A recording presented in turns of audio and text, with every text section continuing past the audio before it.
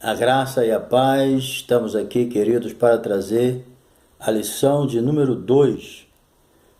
O título é Saulo de Tarso, o Perseguidor. E o nosso texto áureo está em Atos capítulo 9, versículo de número 1. Saulo, respirando ainda ameaças de morte contra os discípulos do Senhor, dirigiu-se ao sumo sacerdote.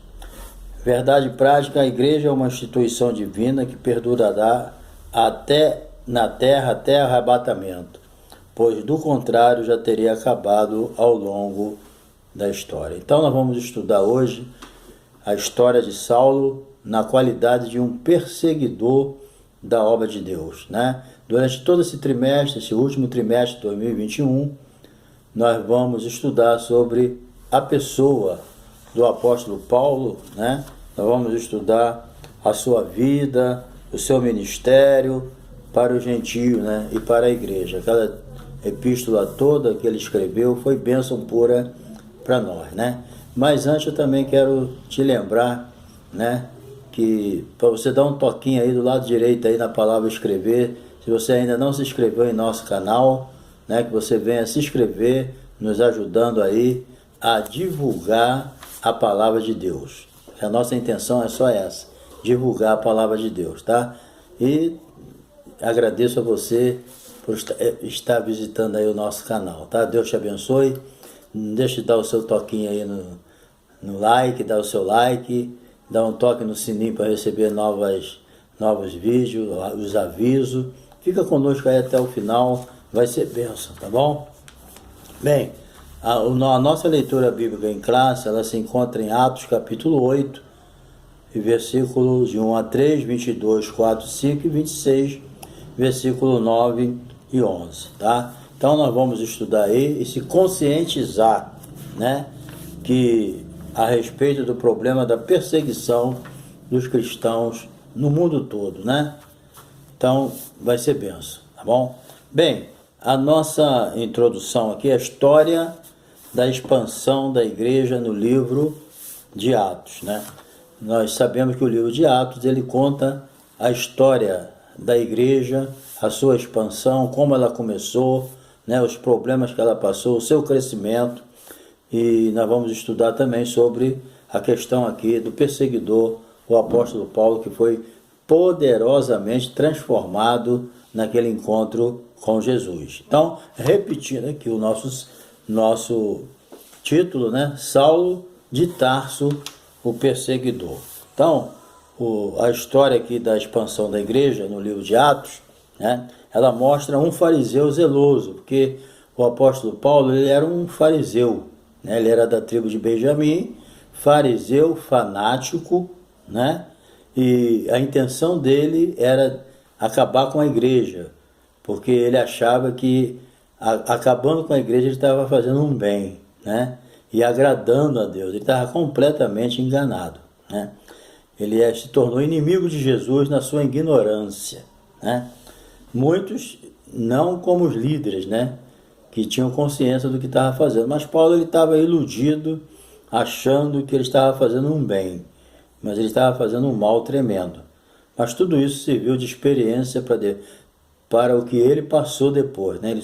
Ele foi uma pessoa que suportou a perseguição porque ele entendeu porque ele também era um perseguidor. Então, é assim que acontece, né? Então, ele ganhou a carta branca, né, das autoridades religiosas para perseguir os seguidores de Jesus, certo? Porque os líderes religiosos da época que odiavam os discípulos de Jesus, inclusive Jesus também, eles viram em Paulo um potencial muito grande, né, para perseguir aqueles a quem eles odiavam. Então eles aproveitaram e colocaram Paulo na frente para tentar destruir a igreja, coisa que jamais conseguiriam, né? E assim ele se tornou um implacável perseguidor da igreja, né? Então é o que vamos estudar nessa lição. O Saulo de Tarso, o perseguidor da igreja. Bem, número 1 aqui, Saulo de Tarso, o perseguidor implacável. Então, Saulo se descreve ele mesmo se descreve como perseguidor, blasfemo e opressor. Está lá em 1 Timóteo 1,13. Né? Ele tinha essa consciência de que ele era um blasfemo, perseguidor e opressor. Né? Então, como um fariseu fanático que ele era, né?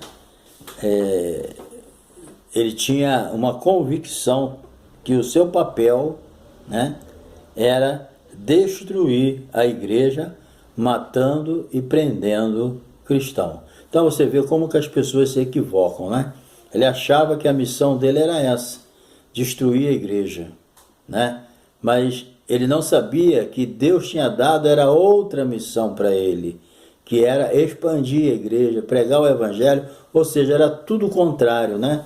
Então, quem sabe o melhor para nós é Deus. Às vezes a gente pensa que nascemos para uma coisa, mas Deus escolheu a gente para outra.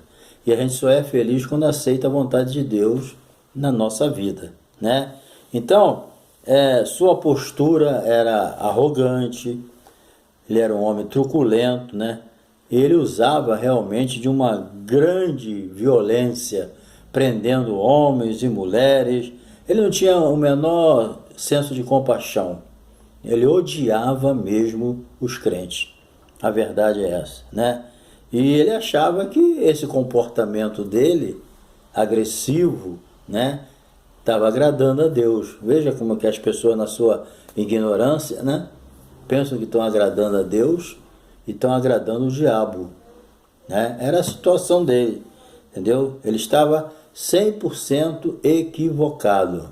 E não é só ele, não. Tem muita gente fazendo coisa errada achando que está certo, né? Mas Deus um dia abre o entendimento da pessoa para que eles possam compreender o que está acontecendo. Então, ele tinha um apoio muito grande da casta sacerdotal, né, que também odiava Jesus, odiava os seus discípulos. Então, eles botaram Paulo na frente, Saulo, né? Porque entenderam que Saulo estava no mesmo espírito de destruir a igreja, né? Então, veja só uma coisa que eu vou falar agora. Saulo usava os meios legais para atacar os cristãos. E hoje em dia é assim também. As pessoas usam os meios legais para fazer coisa errada, entendeu? Acontece muito isso. As pessoas estão fazendo um monte de coisa errada, mas você vai ver, está dentro da legalidade. Está igual Saulo. Tinha a carta branca, podia agir do jeito que quisesse, né? Usando, quer dizer, com as cartas ele tinha os meios legais de agir, mas estava fazendo a coisa errada. E isso acontece muito hoje. Então, ele era uma pessoa dessa natureza, né, antes de se converter, e os seus seguidores, os seguidores de Jesus, tiveram que fugir, né? Uns fugiram, outros morreram, outros saíram pregando a palavra. Cada um, né, foi seguindo a direção que Deus deu, certo? Então, esse perseguidor, a Bíblia usa essa palavra aqui, respirava a ameaça, né, contra os discípulos de Jesus, né? Isso aí significa, né, que o autor traz aqui o significado de uma expressão respirando ameaça, descreve assim Saulo de uma maneira figurada como se ele fosse uma fera selvagem, entendeu? Ele estava agindo dessa maneira, tá? Então, ele prendia todos aqueles que confessavam Jesus como Senhor. Era o que ele queria fazer. As ameaças de Saulo de Tarso. Então, ele, como perseguidor, né, ele era visto como um exterminador. A gente nem acredita, né, que Paulo era dessa maneira, depois de que você ouve ele dizer, escrever, né? Não sou eu quem vivo, mas Cristo vive em mim, né?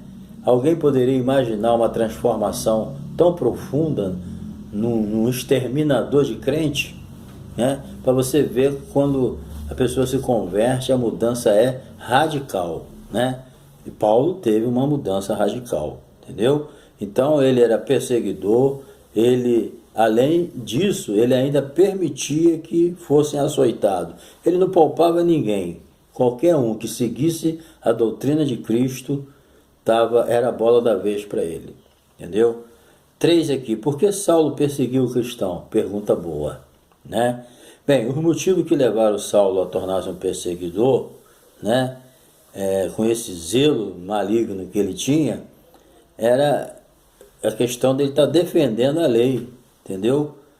Cristo era um zelo destrutivo pela Tora, ou Torá, né? É o suposto fato religioso que Jesus talvez fosse blasfemo, entendeu? Porque ele achava que Jesus era um blasfemo. Como é que pode alguém se dizer Messias, né? Aquele Messias que foi prometido pelos profetas, morrer crucificado, sendo que pela lei ele sabia que Jesus, que ser crucificado era uma maldição para o judeu, um escândalo terrível, né? Então ele, na sua ignorância e na sua mente natural, ele não conseguia entender que alguém poderia ser o Messias morrendo crucificado. Então ele achava que realmente Jesus era um blasfemo e os seus seguidores da mesma forma. Então tinha que morrer todo mundo, entendeu? Então isso aí era escândalo para o judeu, entendeu?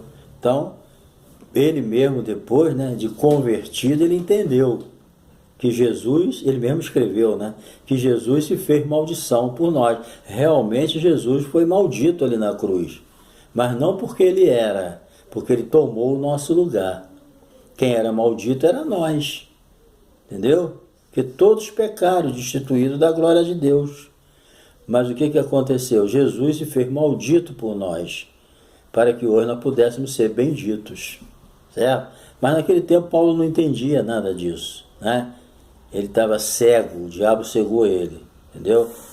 Então, mas depois que ele se converteu, o Espírito Santo abriu a mente dele e ele entendeu toda essa problemática para ele na época, mas depois a sua mente abriu e ele entendeu. O homem natural, ele mesmo escreveu, né?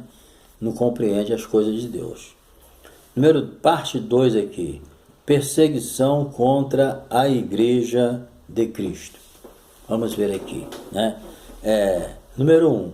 Contra os seguidores de Jesus. Então, a perseguição de Saulo contra Jesus, ela era uma perseguição contra a igreja, entendeu? O corpo de Cristo, né? A instituição divina. Então, ao passo que ele respirava ameaças e morte contra os seguidores de Cristo, sua intenção era o quê? Acabar com a igreja, né? Então, o que ele fez? Ele atingiu as pessoas que representavam a Cristo, dentre os quais nós vamos ver aqui, né, Estevão, que morreu. Então, quando ele tinha sua intenção de acabar com a igreja, é porque até aquele momento ele não conhecia aquela palavra que Jesus falou lá, que está lá no texto de Mateus 16. O que Jesus disse? Né? As portas do inferno, elas não vão prevalecer contra a igreja. Saulo não conhecia esse versículo. Se ele conhecesse, como ele conheceu depois, ele sabia que ele nunca ia exterminar a igreja, nunca ia acabar com a igreja. Vocês pensam que a igreja está hoje ainda de pé? Por quê? Porque a profecia de Jesus vai se cumprir, entendeu? Tu és Pedro, né? Uma pedrinha, mas sobre essa pedra, a rocha que é Jesus, eu edificarei a minha igreja.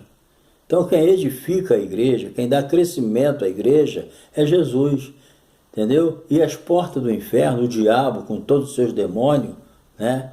Eles não vão prevalecer contra a igreja. A igreja é indestrutível por causa do fundamento. Quem é o fundamento da igreja? Jesus, né? O apóstolo Paulo depois escreveu, depois de convertido, ele escreveu: ninguém pode pôr outro fundamento a não ser, né, o que já foi posto, Jesus. Ele é o fundamento da igreja. Então não tem para o diabo, não tem para a carne, não tem para o mundo. Quando alguém mata um crente, não está destruindo a igreja, porque a pessoa já está salvo, né? Temos a igreja hoje na terra, ativa, mas temos a igreja que já partiu, já está com Jesus, morreu, está lá no paraíso, aguardando o arrebatamento também, né? Então a igreja é indestrutível, ninguém vai conseguir destruir a igreja. Número 2 aqui, né? Saulo de Tarso e Estevão. Então, Saulo de Tarso era um grande conhecedor da Bíblia, nós estudamos, né, da Torá, estudamos aí na lição passada, o mundo que ele vivia, a sua cultura, né? Era um homem de uma cultura muito grande, um homem que passeava onde quisesse, nos palácios, no meio dos gregos, dos romanos. Ele tinha essa capacidade, esse talento, né? Na verdade, ele era um homem preparado, né? E tinha uma autoridade muito grande da Bíblia. Agora, Estevão era também uma pessoa, um erudito do judaísmo, com a grande capacidade de quem? Do Espírito Santo. Paulo, até aquele momento ali, quando Estevão morreu, Paulo tinha o conhecimento da letra, mas Estevão ele tinha o conhecimento do espírito da lei, né? E ele interpretava a Bíblia de acordo com o espírito dela, né? O que ela representava. Porque o grande problema dos judeus é que eles interpretavam a Bíblia ao pé da letra, e por causa disso eles tinham muitos equívocos, e um deles era rejeitar o Jesus que veio ao mundo para salvar eles, entendeu? Então, vocês vejam que Estevão, naquele discurso, tu vê que conhecimento que ele tinha, né? Vê lá na Bíblia, o capítulo 7, né, de Atos dos Apóstolos, ali, como o diácono Estevão discorre ali, ó, sobre, mostrando o grande conhecimento que ele tinha do Velho Testamento e entender o porquê, né? Então ele ali, usado por Deus, ele confrontou, né, aqueles homens ali, aqueles doutores da lei que estavam ali, né? Estevão, como um erudito do judaísmo, com grande capacidade do Espírito Santo, certo? Estevão não tinha só a letra, ele tinha o Espírito Santo habitando nele, então ele teve poder, capacidade e coragem para confrontar as ideias contrárias aos ensinos de Jesus, entendeu? Então, o primeiro mártir da igreja era um homem cheio do Espírito Santo, conhecedor profundo da história do seu povo e da teologia judaica, entendeu? Então ele conhecia a teologia judaica, ele conhecia a história do povo judeu e era cheio do Espírito Santo. Então nem Saulo, nem ninguém conseguiu resistir à sabedoria com que Estevão falava. Por quê? Porque ele era cheio do Espírito Santo. Entendeu? Então, por isso é que quando ele chegou ao máximo ali, o que trouxe? O discurso inflamado de Saulo, dele, trouxe o quê? Trouxe ódio naquelas criaturas.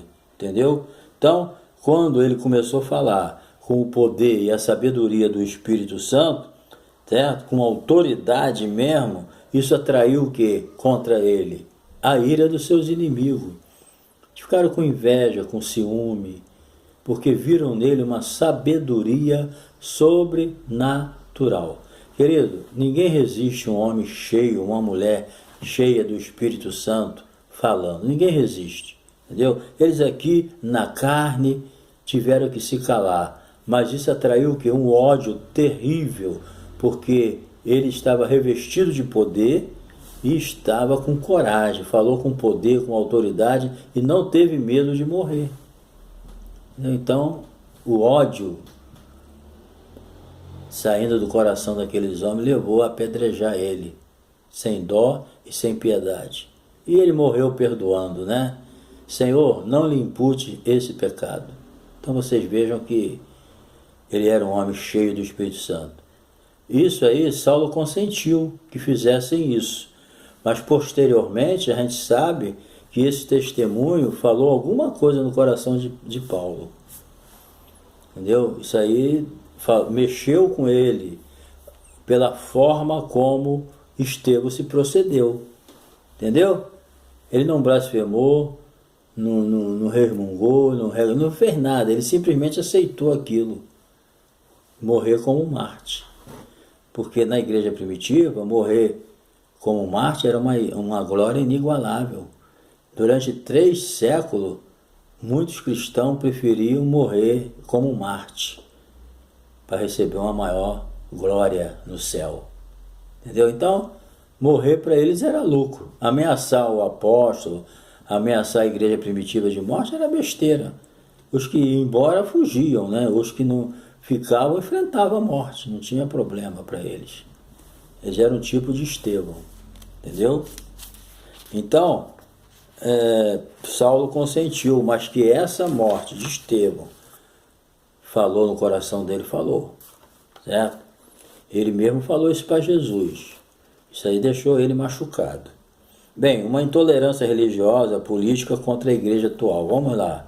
A igreja atual continua a despertar fúria, né, de certas autoridades políticas e religiosas que não aceitam, né, a mensagem do Evangelho, a mensagem, né, de liberdade e a vida que o Evangelho proporciona, porque o problema todo das pessoas é quando eles veem a mudança na vida da pessoa.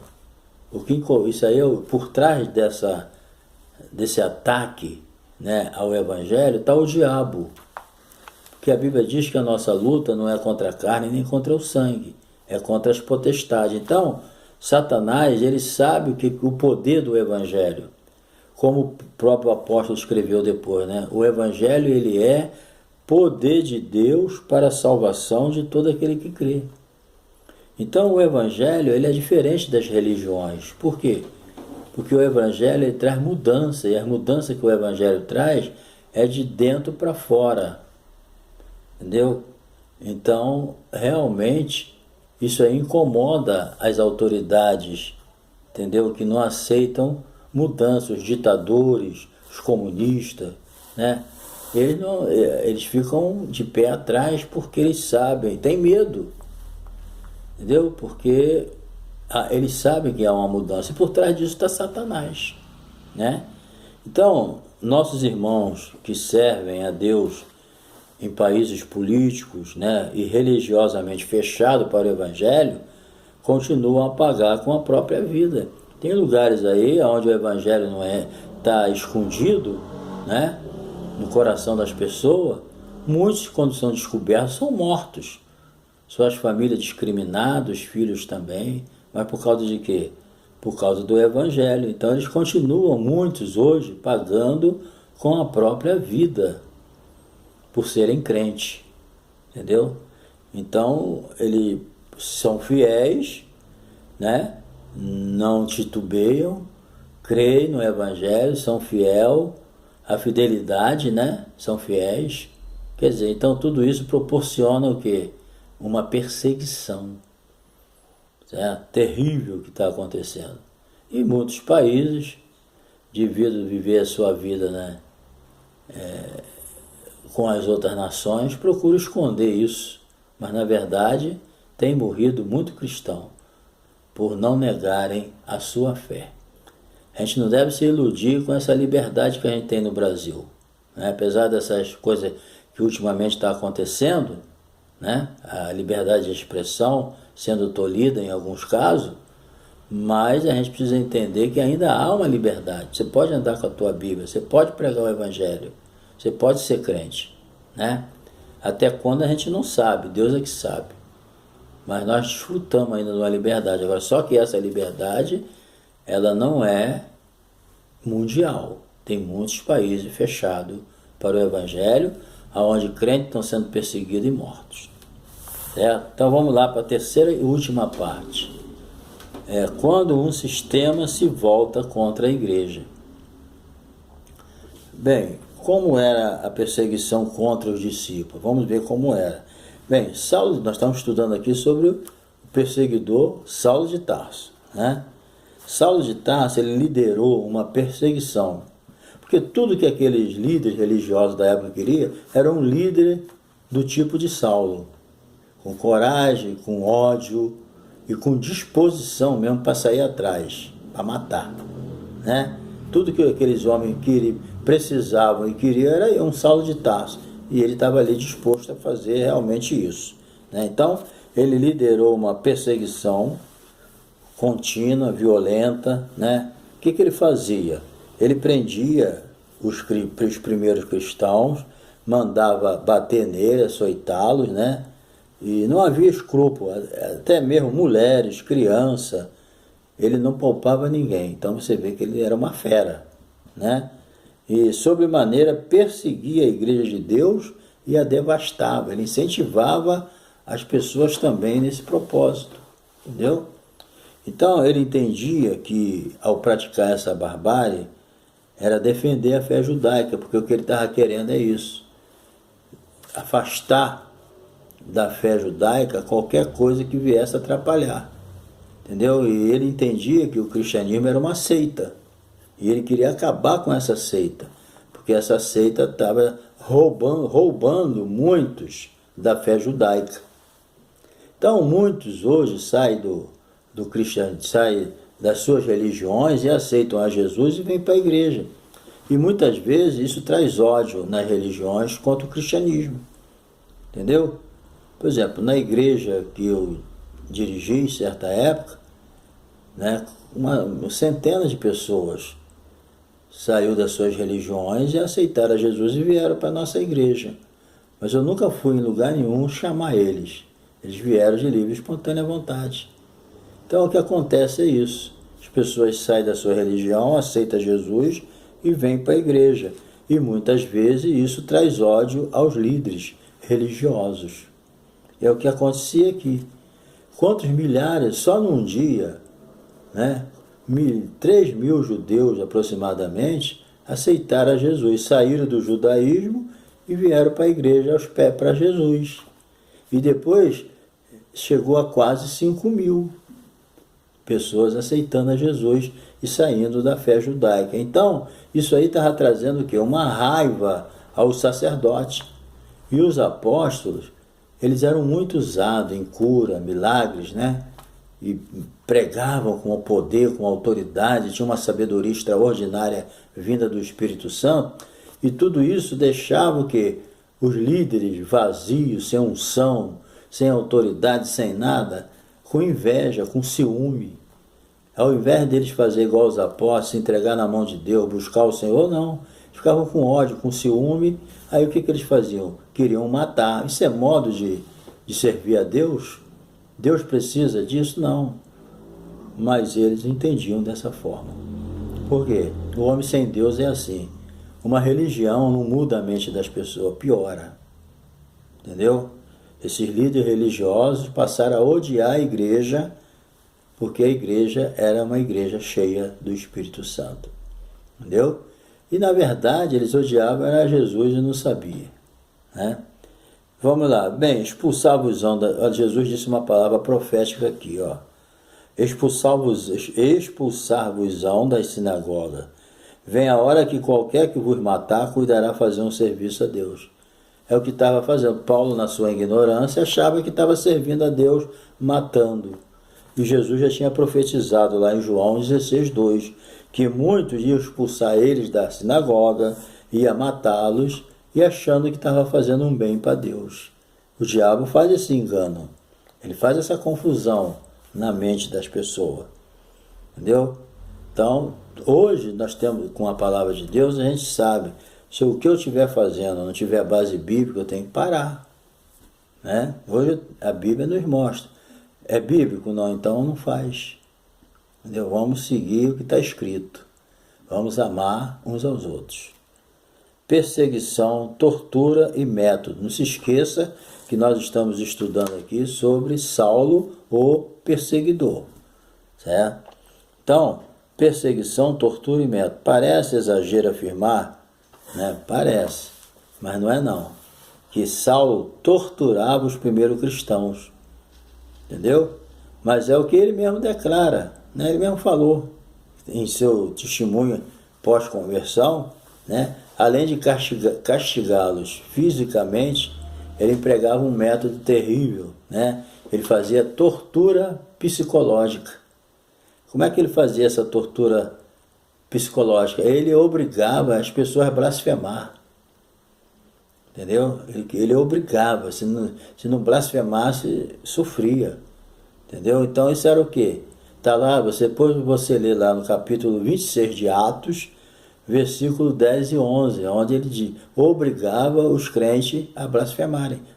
Então isso aqui era uma pressão psicológica que ele fazia, entendeu? Entretanto, né, apesar dessa violência empregada, com açoite, prisões, tortura psicológica, apedrejamento, como foi o caso de Estevão, né? Muitos dos discípulos fiéis de Jesus, eles não negaram o nome de Jesus. Isso aí deixava eles mais enfurecidos, entendeu? Porque quanto mais eles sofriam, mais eles glorificavam o nome de Deus. Então isso aí deixava ele, porque eles não negaram o nome de Jesus. Isso aí é que é importante, entendeu? Então foram fiéis. Aquilo que Jesus já tinha profetizado, né? Ele também falou, olha, ser fiel até a morte, né?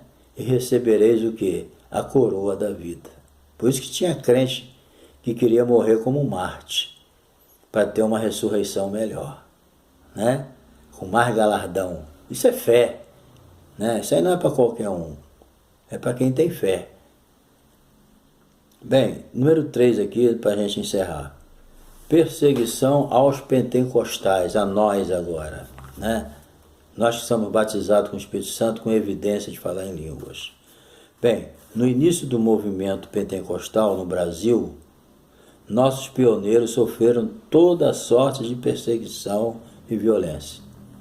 Os pentecostais sofreram muito, né? Eu vi casos até de ir lá e derrubar a igreja por outras religiões. Não foi nem o sem religião, não, entendeu? Então, sofreram toda sorte de perseguição e muitos deles sofreram agressões físicas, psicológicas, tudo isso porque pregavam uma doutrina que a religião oficial não aceitava. Aquilo que eu disse, a religião oficial lá em Jerusalém, o judaísmo. Então eles não aceitavam outra religião, ainda mais dinâmica, né?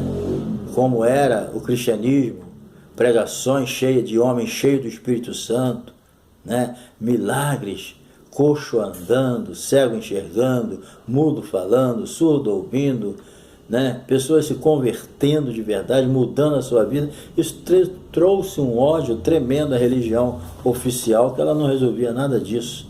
É uma religião aleijada, não trazia progresso nenhum, né? Então, era ódio, inveja, ciúme. Quantas vezes os apóstolos foram presos por inveja? Entendeu? Então, em vez deles se consertarem com Deus e seguir o exemplo dos apóstolos, não, se tornaram inimigos. Bem, o que dizer também de Daniel Berg, Gunnar Wigner, os primeiros pastores, né, dos primórdios da Assembleia de Deus no Brasil? E tantos outros irmãos perseguidos nesses interiores aí, né, dos nossos rincões brasileiros, né? Então, ao olhar para o passado, a gente deve enxergar o presente e conscientizar de que a obra pentecostal hoje, a todo vapor, custou um alto preço. Muitos pagaram com a vida para que hoje nós pudéssemos desfrutar, né, desse poder pentecostal na nossa vida, mas a perseguição teve, né? E conclusão aqui, se a igreja fosse mera organização humana, já teria acabado, ela não ia suportar. A igreja, várias vezes tentaram acabar com a igreja, só não acabaram porque a igreja tem um fundamento chamado Jesus e ela é indestrutível, porque o fundamento é divino. Se o fundamento da igreja fosse humano, o diabo já tinha acabado com ela há muito tempo. Mas nunca vai acabar. A igreja é eterna. Entendeu? Então, nós precisamos entender que é uma instituição divina, edificada pelo próprio Cristo, e por isso a igreja subsiste ao longo dos séculos e a igreja continuará a subsistir até a vinda gloriosa de Jesus, quando ele vier arrebatá-la. Então, a igreja, querido, ela é de Jesus, não tema. Jesus falou assim, para mim encerrar essa lição: não temais aquele que mata o corpo, mas não pode matar a alma. O máximo que o diabo pode fazer usando os inimigos do evangelho é matar o corpo. Entendeu? É só isso. Pode fazer mais nada. Mas ele manda temer, Jesus, é quem pode matar o corpo e lançar a alma no inferno. É isso que a gente tem que temer, que é Deus. Entendeu? Não adianta. O máximo que alguém pode me fazer é me matar, mais nada. Mas não pode matar a minha alma. Agora eu tenho que temer Deus, que Deus pode me matar o meu corpo e lançar a minha alma lá no inferno. Então eu tenho que vigiar, né? Então, querido, que Deus te abençoe. Que nós possamos entender que assim como Deus transformou a vida do apóstolo Paulo, fazendo do perseguidor um perseguido, é só Deus que pode fazer uma mudança dessa. E nós vamos ver na próxima lição, a lição de número 3, nós vamos ver a conversão dele. Né? Nós vimos o mundo que ele vivia, nós vimos aí ele como perseguidor, assim de uma forma sucinta, né? Não fomos profundo, porque não dá, é só um resumo. Mas na próxima lição nós vamos ver a sua conversão. Esse homem se converteu, e quando ele se converteu de verdade. E nunca mais olhou para trás. Então, que Deus te abençoe, né? Vamos para a próxima lição. E se você ainda não se inscreveu, aí do lado direito do meu vídeo está a palavra inscrever. Dá um toquinho aí e você está inscrito, tá bom? E não deixe de tocar no sininho também para receber os novos vídeos, dá o seu like, compartilhe, deixe seu comentário, diga de onde você é. Que Deus te abençoe, tá bom? Um abraço e Deus te abençoe. Amém.